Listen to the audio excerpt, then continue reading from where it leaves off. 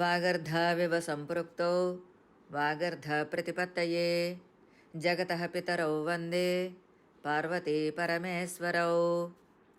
ఈరోజు మనం కణ్వ మహర్షి గురించి తెలుసుకుందాం. భారతీయ సంస్కృతికి మూలాధారం వేదాలు. మనకు ఉన్న 4 వేదాలలో మంత్రపాఠం కంటే ముందు ప్రతి మంత్రానికి సంబంధించి ఋషి, దేవత, ఛందస్సుల వివరణ ఉంటుంది. ఋషయో మంత్రద్రష్టారః అంటే మంత్రద్రష్టలను ఋషులు అంటారు. అలౌకికమైన సమాధి స్థితిలో మంత్రాలను దర్శించగలిగిన వారు మంత్రద్రష్టలు. ధర్మ సాక్షాత్కారం పొందినవారు, సకల పదార్థ విజ్ఞాన ఖనులు అయిన వీరు తర్వాత తరాల వారికి మంత్రాలను ఉపదేశించారు. ఇలాంటి ఋషి లక్షణ మహనీయులలో కణ్వ మహర్షి ఒకరు. కేసిని, ఘోరు అనే పుణ్యదంపతుల కుమారుడు కణ్వుడు. ఈయన కుమారుడు మేధాతిథి. ఆయన తమ్ముడు ప్రగాధుడు. కణ్వ మహర్షి కశ్యప ప్రజాపతి వంశం వాడైన అంగీరస వంశోద్ధారకుడు. తన తమ్ముడైన ప్రగాధుని తన పిల్లవానిలాగానే చూసుకుంటున్నారు కణ్వ దంపతులు. పరమ సాత్వికుడు ఈ ప్రగాధుడు. కణ్వునికి కోపం జాస్తి. ఈ ఇరువురు సోదరులు ఆయా వేదాలలోని మంత్రాలను దర్శించారు. ఈ కణ్వ గోత్రానికి సంబంధించిన ఋషులు ఎందరో ఉన్నారు. వారిలో 30 మంది ముఖ్యులు. వీరిని కాణ్వులు లేదా కాణ్వాయనులు అంటారు. ఈ విషయం మనకు ఋగ్వేదం 8వ మండలంలో కనిపిస్తుంది. కణ్వ మహర్షి మాలిని నదీ తీరంలో ఆశ్రమాన్ని నిర్మించుకొని అక్కడ తన శిష్యకోటితో కలిసి ఉండి వారి పోషణ భారాన్ని వహిస్తూ వారికి కులపతి అయ్యాడు. ఆయన ఆశ్రమం బహుసుందరంగా ఉంటుంది. కణ్వుడు తపస్సులో ఉండగా ఆయన అంతఃకరణలో సామవేదం దర్శనమైంది. ఆ సామవేదాన్ని బహిర్గతం చేసి అనేక మంత్రాలకు ద్రష్ట అయ్యాడు. మంత్రములకు వాక లేక వాక్కు అని పేరు. దానిని ఎలా వాడుకోవాలో తెలిపేది అనువాకము. వాకము, అనువాకము 2 ఇచ్చినవాడు ఋషి. శుక్ల యజుర్వేదం, కృష్ణ యజుర్వేదం అను భేదంతో యజుర్వేదం 2 రకాలు. శుక్ల యజుర్వేదంలో ఉన్న 10 శాఖలలో మొదటిది కాణ్వ శాఖ. ఈ శాఖ సంహిత, బ్రాహ్మణ రూపాలతో మనకు అందుబాటులో ఉంది. కాణ్వ సంహితలో మొత్తం 40 అధ్యాయాలు, 328 అనువాకములు, 2086 మంత్రాలు ఉన్నాయి. యాస్కముని ప్రణీతమైన నిఘంటువు ప్రకారం కణ్వుడు అంటే మేధావి అని అర్థం. ఈ శబ్దానికి సాయన భాష్యం అనే గ్రంథం పురోహితుడు అని చెప్తోంది. దీని ప్రకారం కణ్వ శబ్దానికి అతని పేరునుగాక అతని విధిని సూచిస్తోంది.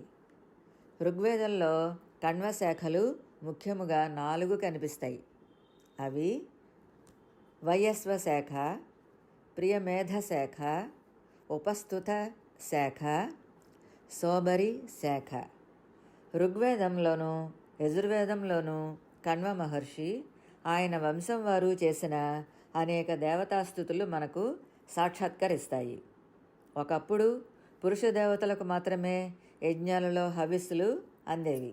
అయితే కణ్వ వంశీయుడైన మేధాతిథి అగ్నే పత్నేరిహావహ దేవానాం అని అగ్నిదేవుని ప్రార్థించాడు. అంటే, ఓ అగ్నిదేవా, దేవపత్నులను సైతం యాగశాలకు తీసుకునిరా అని ఆ మంత్రానికి అర్థం.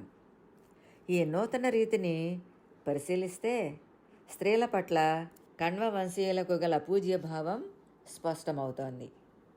ఈ మేధాతిథి నూతన దేవతలను కల్పన చేయడంలో కృతకృత్యుడు అయ్యాడు. ఒకసారి కణ్వుడు స్నానానికి వెళ్ళినప్పుడు అక్కడ ఉన్న శకుంత పక్షులు బిడ్డకు తమ రెక్కలతో నీడపడుతూ ఉండటం చూసి ఆ బిడ్డకు ఎవరూ లేరు అని తమ ఆశ్రమానికి తీసుకువచ్చి శకుంతల పక్షుల చేత రక్షించబడటం వలన ఆమెకు శకుంతల అని పేరు పెట్టి సర్వోత్తమురాలుగా పెంచాడు. దుష్యంతుడు వేటకై వచ్చి కణ్వుని ఆశ్రమం దగ్గర ఉన్న శకుంతలను చూసి ఆమె మేనకా విశ్వామిత్రుల కుమార్తెగా తెలుసుకొని కణ్వుని వద్ద పెరుగుతోంది అని వివరాలన్నీ తెలుసుకున్నాడు. ఆమెను గాంధర్వ వివాహం చేసుకుని ఆమెను సలక్షణంగా ఆహ్వానం పలికి తీసుకువెడతాను అని చెప్పి తన రాజ్యానికి వెళ్ళిపోతాడు. కానీ ఎంతకాలమైనా శకుంతలను తీసుకువెళ్ళటానికి రాడు. ఇది ఇలా ఉండగా ఒక రోజున దూర్వాసుడు కణ్వ మహర్షి ఆశ్రమానికి వస్తాడు. కణ్వుడు శకుంతలను దూర్వాసుని సపర్యలకు నియమించగా ఆవిడ ఎప్పుడూ పరధ్యానంగా ఉండటం గమనించిన దూర్వాసుడు కోపించి, నీవు ఎవరి గురించి ఆలోచిస్తున్నావో వారు నిన్ను మరుస్తారు అని శపించాడు. దీనివల్ల దుష్యంతుడు శకుంతలను మర్చిపోయాడు. తన దివ్య దృష్టితో శకుంతల గర్భవతి అని కణ్వుడు తెలుసుకున్న తర్వాత భరతుడిని ప్రసవించాక కొందరు ఋషులను తోడిచ్చి దుష్యంతుని వద్దకు పంపాడు.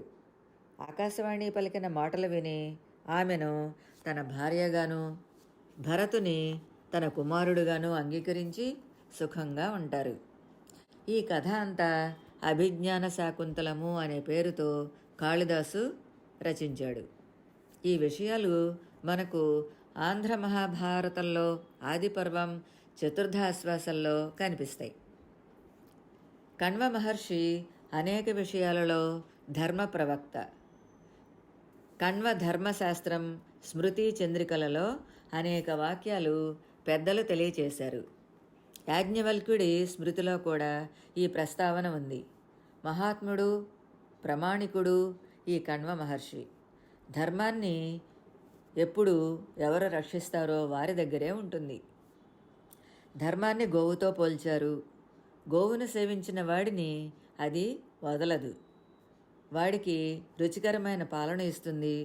అలాగే ధర్మం కూడా మన దగ్గర నుండి ఏమీ ఆశించదు. కానీ ధర్మం గౌరవాన్ని రక్షణను మాత్రము ఆశిస్తుంది.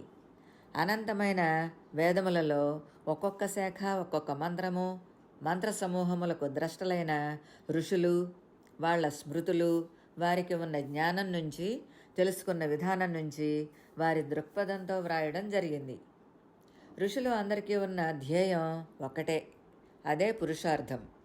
అందుకే స్మృతులలో పరస్పర భేదాలు కనిపిస్తాయి. మనుస్మృతి కలియుగానికి వర్తించదు. శంఖాలిఖిత స్మృతి ద్వాపర యుగానికి వర్తిస్తుంది. భరద్వాజుడు చెప్పిన కొన్ని వాక్యాలు ఇప్పుడు కూడా మనకు వర్తిస్తాయి. మనం ఏ శాఖలో ఉన్నామో ఆ ఋషి చెప్పిన స్మృతిని వాడటమే సమంజసం, యుగధర్మం కూడా. కలౌ పారాశర స్మృతి అంటే కలియుగంలో పరాశర స్మృతి వ్యవహారంలో ఉంది అని అర్థం. సామాన్యంగా యాజ్ఞవల్క పరాశర స్మృతులను అనుసరిస్తున్నారు. తాను చేసిన నేరానికి తానే శిక్షించుకోవడం అనేది శంఖాలిఖిత స్మృతి. భారతదేశంలో అనేక స్మృతులు, వేద శాఖలు ఉండేవి. అవి ఇప్పుడు చాలా వరకు నశించాయి. కాశ్మీరులో దొరికిన శివసూత్రములు కొన్ని ఉన్నాయి. లల్లాదేవి అనే ఒక శైవయోగిని శివధర్మములను, సూత్రములను తెలియజేసింది. అవన్నీ కాశ్మీరు భాషలో గ్రంథ రూపంలో ఉన్నాయి. సృష్టి మొత్తంలో మంగళకరమైన వస్తువు ఏది ఉందో, దేనివలన శాశ్వతమైన సుఖాన్ని బ్రహ్మాదులు కూడా పొందుతూ ఉన్నారో దాని పేరే శివ శబ్దం అని పంచాక్షరి మంత్రం యొక్క అర్థం. మనస్సులో శివశబ్దాన్ని ధరించి యోగాన్ని అనుసంధానం చేస్తే మోక్షం కరతలామలకం. అది ఈ జన్మలోనే కలుగుతుంది అని లల్లాదేవి చెప్పింది. మన మనస్సులకు ప్రసన్నతను, శాంతిని పొందటానికి, కర్తవ్యం తెలుసుకోవటానికి ఋషుల చరిత్రలు తెలుసుకోవడం మనకు చాలా అవసరం. ప్రపంచంలో ఇహము పరము రెండూ చెప్పినటువంటి సంస్కృతి మనది. రెండూ ఏకకాలంలో చెప్పిన సంస్కృతి సృష్టిలో మరొకటి ఎక్కడా లేదు. దానిని గుర్తించి దాని మహత్తు గ్రహించకపోతే మనకు భవిష్యత్తే లేదు. మన మూలము, చరిత్ర, సంస్కృతి అయినటువంటి ఋషుల చరిత్రలు మనం గనక తెలుసుకుంటే మన కర్తవ్యం బోధపడుతుంది. అందుకే వారి చరిత్రలు మనం స్మరణ చేయాలి. కణ్వ మహర్షి గోత్రకర్త, సూత్రకర్త అగు బోధాయనుడు కణ్వుని కుమారుడు అని ఆదిత్య పురాణమును బట్టి తెలుస్తోంది.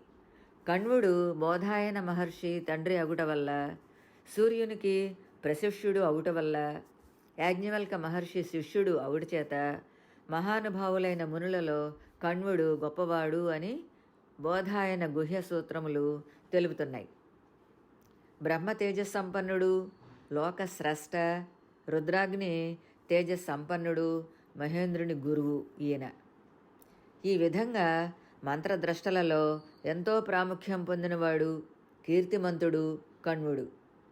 కాణ్వాయనులుగా ప్రసిద్ధులైన ప్రగాధుడు, మేధాతిథి, వత్సుడు మొదలైన ఋషులు కూడా మంత్రద్రష్టలై తమ వంశానికి వని తెచ్చినవారు. ఈ ఋషులందరికీ మనం ఎంతో రుణపడి ఉన్నాం. భక్తితో వీరిని స్మరించడం మన కర్తవ్యం. ఓం కణ్వ మహర్షియే నమః. స్వస్తి.